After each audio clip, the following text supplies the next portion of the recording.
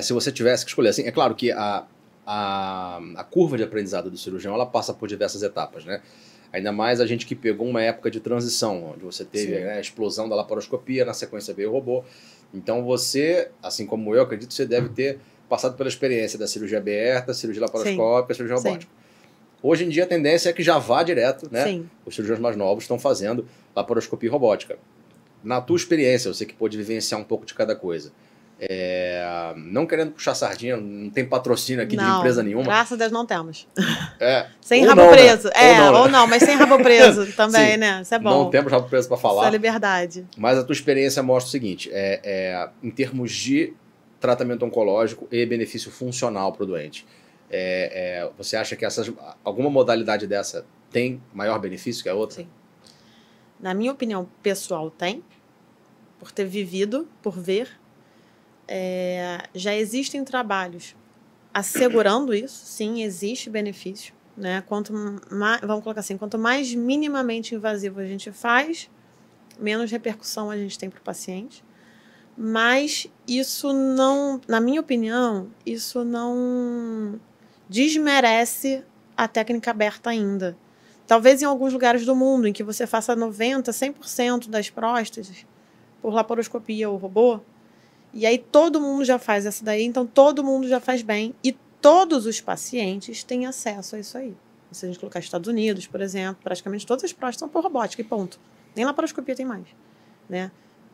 França, Europa, mesma coisa.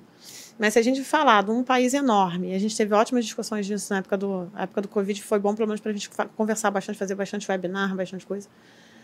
A gente tem um país em que ele tem vários países dentro desse país. A gente tem gente que não tem acesso à saúde. Exatamente. Então, assim, não adianta a gente falar de uma utopia que seria maravilhoso ele operar por robô, quando ele vai pagar a casa dele, que ele às vezes nem tem, para operar por robô. Entendeu? Então, assim, e por outro lado, talvez ele tenha um cirurgião naquela cidade que já fez mais de 500 cirurgias abertas só para aquela cirurgia. Esse cirurgião vai ter muita experiência. Então, ele vai saber bastante, né? Agora, realmente, foi como você falou, a gente está numa fase de transição, em que provavelmente as próximas gerações, elas já não vão nem saber fazer mais cirurgia aberta para câncer de próstata. Estava até conversando isso com o meu chefe, que ele tenta, já que o filho dele escolheu fazer medicina, agora que seja ouro, né? E aí eu falo para ele, quando o seu filho estiver na residência, ele provavelmente não vai mais fazer. E quando ele tiver 10 anos depois, ele não vai fazer cirurgia aberta. Ele vai fazer tudo, no mínimo, por vídeo e vai resolver todos os problemas por vídeo, o que é muito bom. Para o doente é maravilhoso. Para o doente é maravilhoso. É você trocar uma incisão, por mais que a nossa incisão, que é uma umbilical, a gente não entra na cavidade, mas a gente não entra em contato com alça, essas coisas, não entra em peritônio, né, que a gente chama. Então, isso dá menos dor no pós-operatório. Querendo ou não, é um corte deste tamanho. É melhor das hipóteses desse. É diferente de uns furinhos assim, que no mês seguinte o paciente está voltando a fazer todas as atividades dele. Sim, né? Sim. Não é uma realidade da maioria dos centros, mas... né? Sim, mas quando você tem essa possibilidade, mesmo que seja no centro público, aqui no Rio de Janeiro a gente tem o INCA, tem o Pedro Ernesto, que fazem robótica, né? Então, assim, que bom que a gente pode levar isso também para a população do SUS, né? Mas a gente tem que pensar se no Brasil todo a gente tem isso. Então, se fosse assim, em utopia, se fosse para escolher todo mundo, tratar todo mundo, na minha opinião, seria por robótica, com cirurgiões que sabem tratar com robô. Tá indo, né, que já fizeram seu treinamento, que já passaram por isso tudo. E aí, laparoscopia e aí aberta. Mas não quer dizer que não tenha gente que faça muito bem, mas muito bem mesmo aberto. Às vezes vai ter um resultado melhor do que um outro com robô. Exatamente. Infelizmente. Depende da experiência, né? Depende da experiência do cirurgião. Eu estava fazendo uma crítica recentemente a um colega que ele teve num centro, inclusive de urologia, se não me engano foi na França, não lembro agora. Mas, enfim, ele falou que o cara que estava operando, ele já tinha uma casuística tão grande em robô, que quando complicava e estava difícil resolver por robô, ele falou assim, cara, mas se eu botar aberta, eu também não sei resolver. É possível. É bem possível, porque assim, a prática deles com cirurgia robótica, laparoscópica, é tão grande que o cara perde a mão da aberta. Sim. Isso é uma coisa... Ele sai daquela realidade, tipo assim, caramba, eu só vejo dessa forma, Como é que eu vou resolver por via aberta? Isso é uma crítica que a gente faz muito, muito forte, muito grande, que o cirurgião ele tem que saber fazer o aberto também. Ele tem que saber resolver aquilo ali, Né?